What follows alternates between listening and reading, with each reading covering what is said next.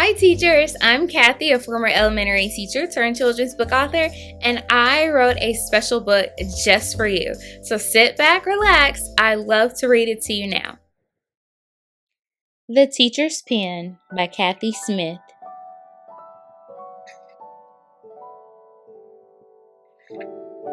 Dedicated with admiration to the teacher authors. This tells of a teacher who taught with passion and love, who thought it her mission to help all students rise. Yet with defeat in his eyes, one didn't understand. In spite of what his teacher tried, he struggled to comprehend. Disheartened by his state, the teacher searched for ways to change her pupil's fate. For days she searched, far and wide. When she could not quite find the missing piece, she picked up her pen and began to write. She researched and she wrote until she held the workings of a masterpiece. When her work arrived bound, it set his potential free.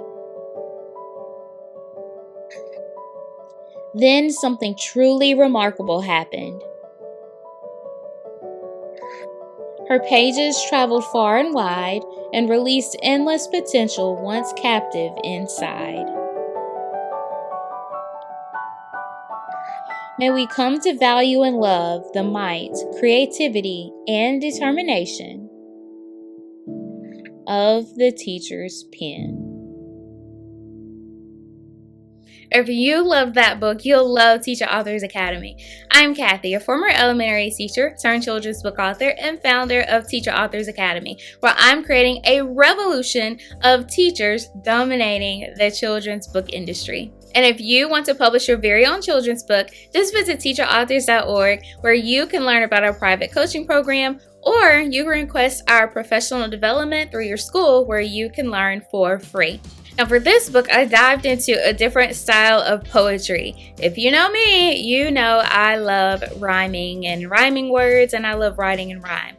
My background is at the pre-K through first grade level, and I was a literacy specialist, so rhyming words are near and dear to my heart. So I used a different style of poetry, and I don't know if it has a name, but it's just something I came up with. There are some words that rhyme in the story, and the lines have their own little meter and rhythm. So yeah, if you know what style of poetry this is, feel free to let us know in the comments, because I don't know. But it sounds good. And I use Canva to design and format my book. Now you can see the spread that I have here. I use Canva to create my front cover, my back cover, all the interior pages. I just think Canva is really a steal when it comes to laying out and designing and formatting your book. Right now, Canva for me is $12.99 a month, and it is an absolute steal. And if you are a teacher, it's free for you. You can just go to Canva for Education and sign up for a free educator's account. After Canva verifies that you are indeed a teacher or an educator, they will give you access to Canva Pro for free.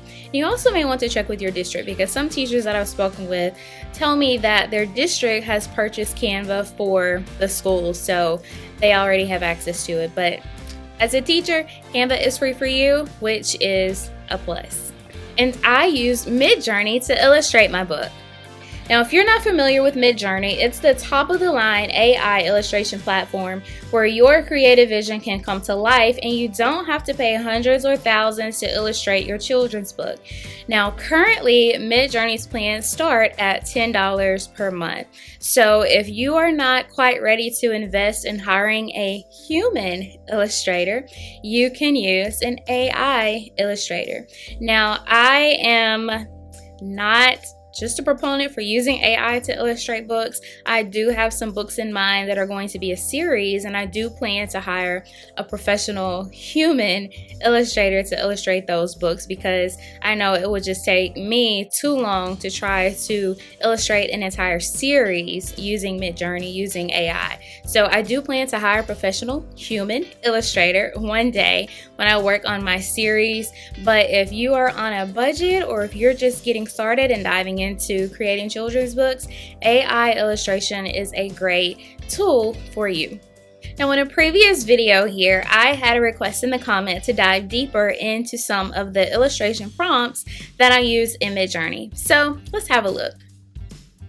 Now, here you can see the prompt that I entered for my spread with all of the smiling children, and this was my prompt. So I typed in watercolor illustration of hundreds of diverse kids' smiling faces in the colors of light blue, beige, white, light gray, and seafoam, light and airy mood, aspect ratio 8:5. Now let's talk about this prompt, okay? And as you'll see with Midjourney, many times Midjourney won't do exactly what you tell it to do, and sometimes for me that's okay. Sometimes I like what Midjourney gives me instead of what I put in. So here we'll start with the first part of my prompt, watercolor illustration. We can see this is watercolor. Y'all know I love watercolor, so Midjourney got that part right. So it's a watercolor illustration. I put hundreds of diverse kids, smiling faces. Here, this is clearly not hundreds of kids, but I like this because we get a more close-up image of the children and their smiling faces. So I was happy with this one. And we have diverse kids. I like the way Midjourney created the diverse kids right here. And what's important for me for my prompts, especially if I want to keep everything in a certain theme or in a certain design, I make sure I input my colors. So if you can remember, this book is really light and airy. It has almost like a sea foam, like a beachy kind of feel and tone. It's so calm and serene and relaxing. So I made sure that I included the colors that I wanted: light blue, beige, white, light gray, and sea foam. And you can see Midjourney kept with that prompt because these are the colors here. And of course, with diverse children, I didn't put brown, but Midjourney was smart enough to include brown in that. And it's light and airy mood. You can see it's light and airy. Midjourney even has like the back row of children kind of fading out a little bit, and it's light and airy. It's happy. It's not dark. It's not deep. This is exactly what I wanted. Midjourney, thank you. Now, it did take me a while to get to this, and I'll scroll up to show you what I mean. So we have all of these images. We have those. We have this one. This one was okay, but I worked on it a little bit more. And you can see with Midjourney, if there's something you don't like about an illustration that it gives you, you can vary it subtly or you can vary it strongly. So I clicked on very subtle, and then it gave me some more designs to choose from, and I ultimately chose this one, I believe, for my book. Now, before we got there, we had this set up. Now, this is initially what I was thinking of when I envisioned this part of my book. I just wanted faces of children, kind of like this, kind of like a yearbook picture. But when Midjourney gave me this option, I liked it a lot better. So you can play around with Midjourney and the prompts, but you do want to make sure you're specific when you're writing your prompts.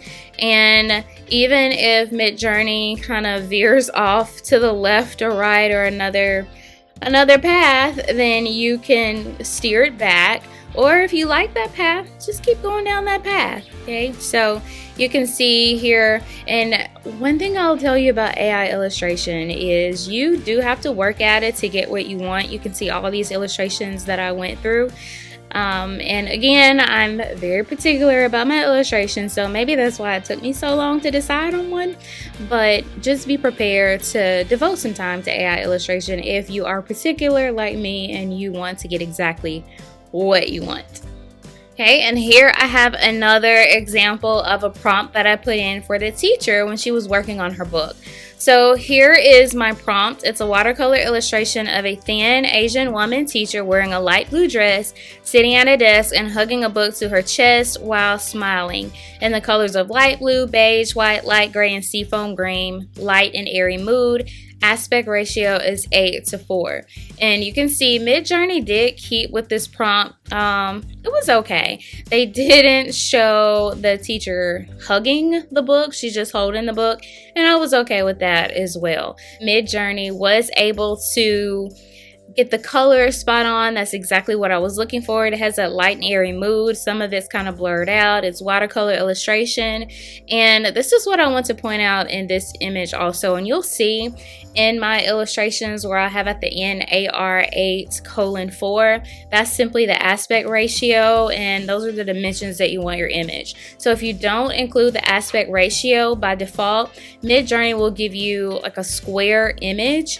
And when I create my books, I like to have the horizontal spread. So I like to just have the left and the right there together. So I do an aspect ratio of 8:4, sometimes 8:5, and you want to do that to make sure your image spreads across your entire page. So that's a little tip for you with your prompts. Now, Midjourney has come a long way. I entered these prompts in July of 2023, and I noticed when I published my last book in, I think, January or February of 2024, that there were a lot of new tools, a lot of new design aspects that could help when illustrating a children's book. There are now tools that will allow you to only change certain parts of your illustration. If you're happy with one part, Midjourney will change other parts if you specify those parts that you want to change. And Midjourney also has a new tool that will allow you to resize your image or illustration and make it larger or upscale it. Previously, I would have to go to a different website to upscale my illustration so it would not be blurry in my children's book.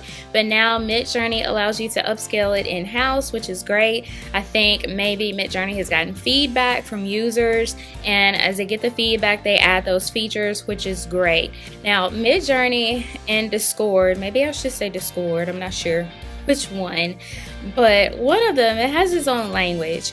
And in order to really have the illustrations that you have in your mind come out on the screen, you're gonna have to learn that language. Like some of the tips and some of the shortcuts and like the aspect ratio, that's something I didn't know. I had to learn all of those tips, all of those secret messages and secret codes, if you will. I think that's a better word, secret codes that you can input to make your illustration exactly what you want it to be. Now, how can you learn all these tips? Of course, you can learn them at Teacher Authors Academy. I think I am a Midjourney pro by now. So there you have it. If this video made you excited about publishing your very own children's book, just go to teacherauthors.org where you can learn more and we can meet soon. And if you are not a teacher, it is not a problem. I've created the Suma Creative Studio where you can publish your book right along with me, and I can guide you through the entire self-publishing process.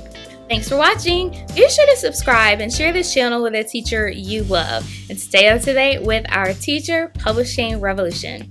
Bye-bye.